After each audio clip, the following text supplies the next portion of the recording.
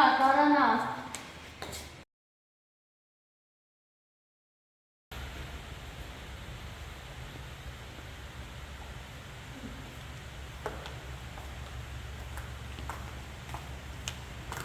Jesus, Maria Joseph, maghintay kayo mga bulagsa.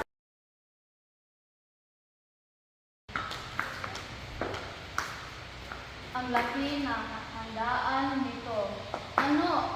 Ano sa tingin mo? Naturalmente, si Don Santiago ay napakayaman.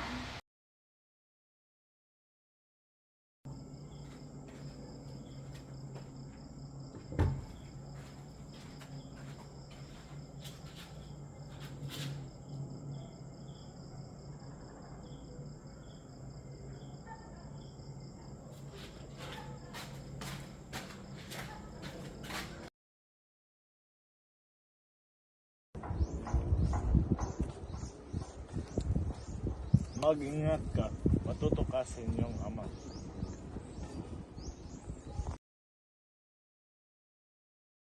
Ano? Hindi mo alam kung paano napatay siya? Mag-usap tayo.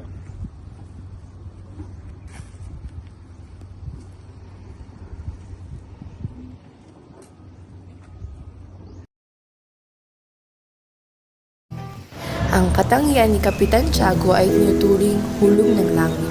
Siya ay pandak, di kaputian at may bilugang mukha. Siya ay tinatayang nasa pagitan ng 35 taong gulang. Maitim ang buhok at kung hindi lamang nananabako at ngumanganga, may tuturing na siya ay magandang lalaki. Siya ang pinakamayaman sa Binondo dahil sa marami siyang negosyo at iba pang klase ng ari-arian. Tanyag din siya sa Pampanga at Laguna bilang asindero. Hindi kataka-taka na parang lubong hinihipan sa pagpintog ng kanyang yaman. Siya ay isang mga impluwensyang tao. Malakas siya sa mga gobernador general at gayon din sa mga private.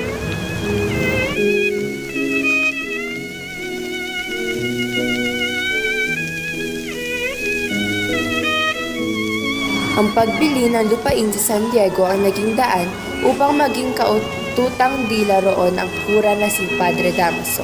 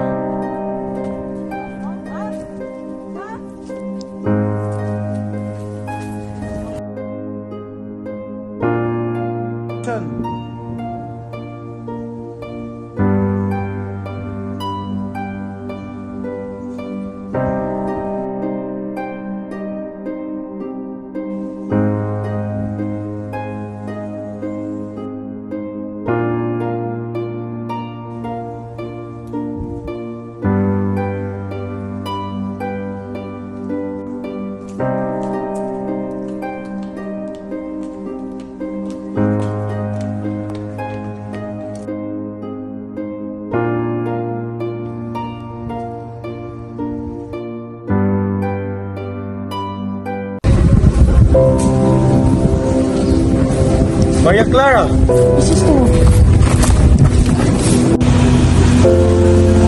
Nakalimutan mo na ata ako.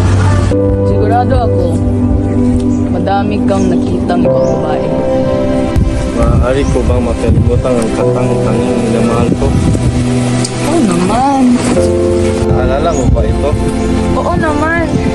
Yan yung binigay ko sa'yo. Yung naglalaro tayo. Nilagay ko ata sa sombrero mo. Ayan. Alam mo ba to? Ano yan?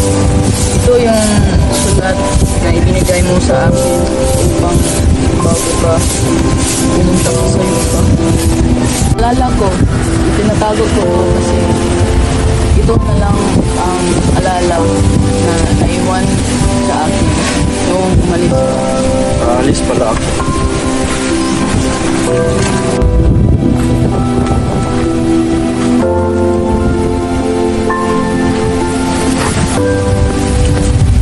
Ang mga bulaklak, ialay mo yan sa Fiesta ng Todos los Santos. Paalam, Maria Clara.